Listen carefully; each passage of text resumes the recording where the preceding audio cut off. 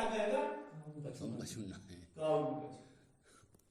अगर ये बात पक्की बैठ गई है तो समझ लो निश्चित वो शांत है और चैन में है, और मरने के बाद भी उसको कामना उसकी खत्म हो गई।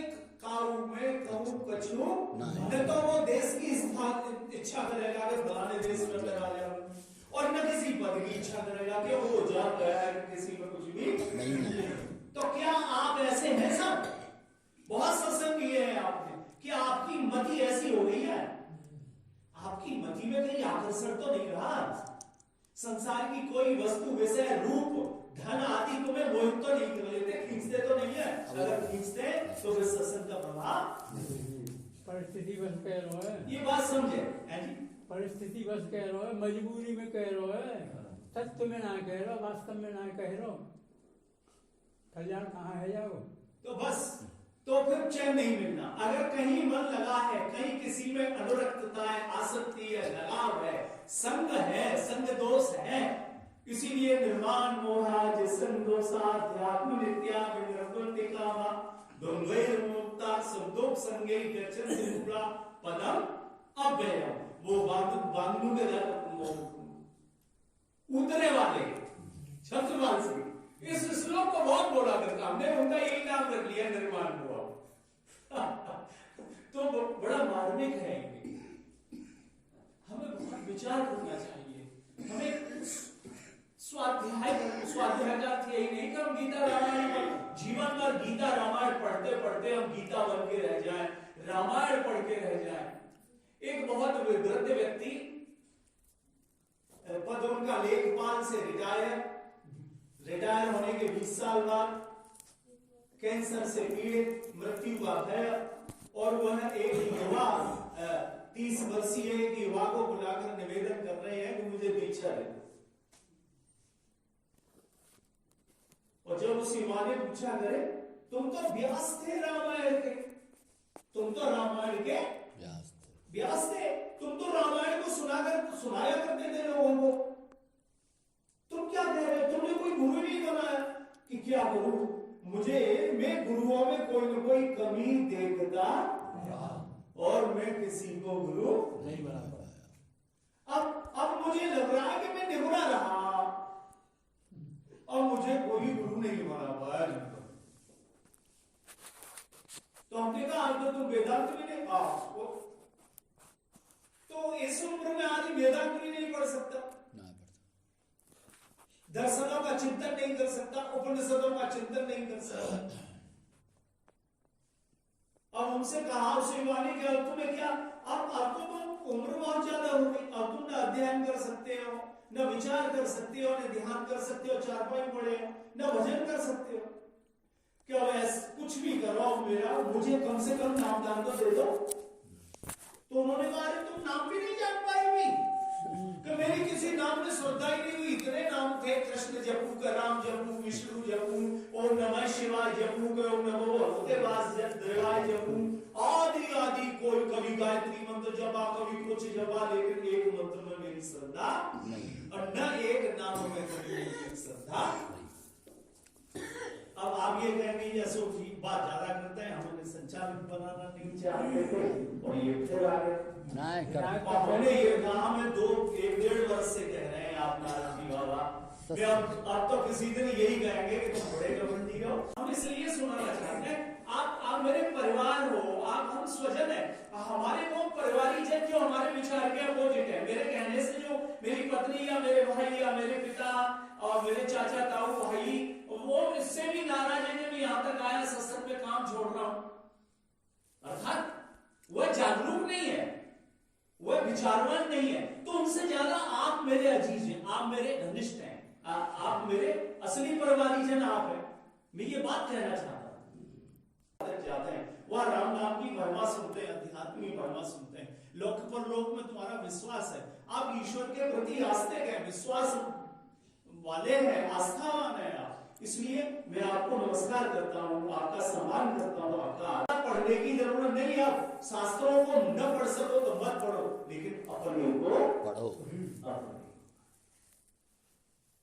ये काम क्रोध मद लोभ मोह जैन नरक के ये सब आपको याद है। तो ये देखो काम वाले इच्छा, भोगों की इच्छा, ये इच्छा कहीं बनी तो नहीं है अंदर। अगर कहीं बनी है तो भगवान बोलेंगे आइए भजन करते और काम इच्छा बनी है तो अगले जन्म में पूर्ति होगी, और पूर्ति के लिए फिर जन्म और या कुछ भी बन जाना मिलेगा किसी में दूर के ढोल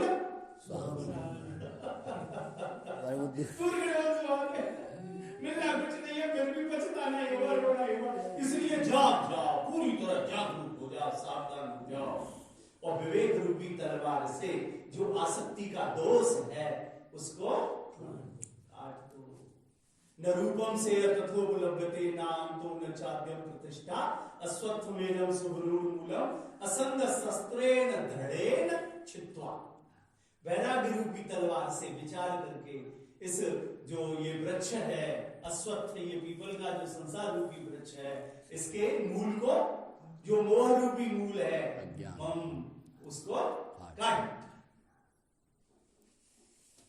मैं और तोर मोर तोरते माया या बस कीने जीव। तो ये सत्संग का फल है। अगर सत्संग करते रहे जीवन भर और हम यहाँ आते रहे कि हम अशोक जी हैं, देखो हाजीपुर के, हम बहुत अच्छा जानते हैं, बहुत अच्छा बोलते हैं, हम सब अपनी अपनी योग्यताओं का परिचय देते रहे तो और हमारी हस्ती बन जाएगी, वो मिटने की बजाय और बना रहे हैं हम, बिठा दे अपनी हस्ती को गर्जो बंधुआ। बात बात पर कोई कहे अरे अरे संतोष जी आप, हम कुछ नहीं है, सब प्रभु। और बात है ही क्या?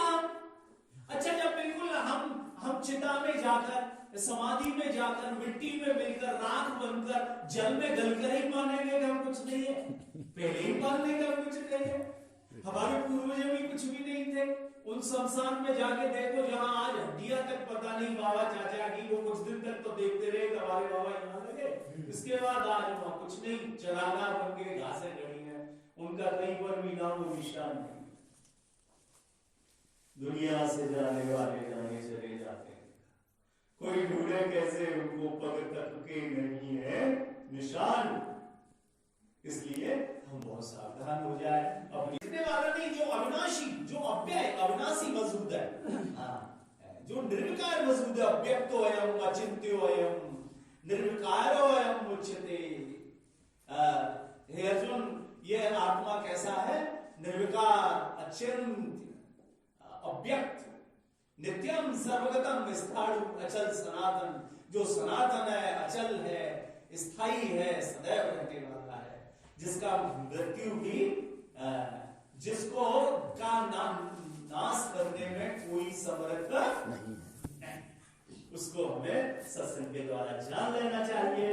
और वो अपना ही अस्तित्व है, अपना आपा है, और अपना आपा ही आप है, उसे जानकर उत्कंठा और भगवान की शरण में जाना, भगवान से प्रार्थना करना, उसके लिए भगवान से प्रेम करना, भगवान को सब में देखना, और मूर्ति में देखते देखते फिर सब में देखते लग जाना। मूर्ति में देखते देखते फिर परमात्मा को सब में देखने लग जाना।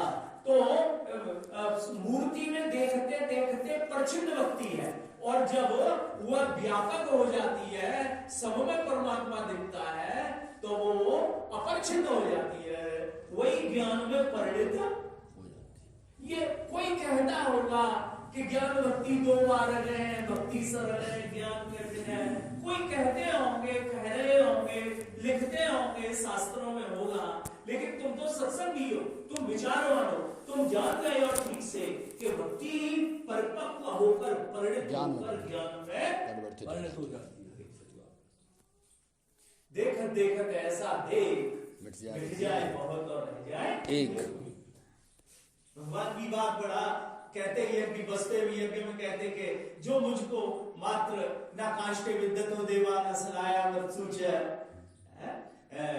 विद्यते भावो भावेन विद्यतो भावेन देवा तस्मात् भावेन समाचरत। अरे परमात्मा ठीक है, आप काष्ठ की मूर्ति में देखते हैं, धातु की मूर्ति में, मिट्टी की मूर्ति में, पत्थर की मूर्ति में देखें, लेकिन वास्तव में वो भाव में रहता है।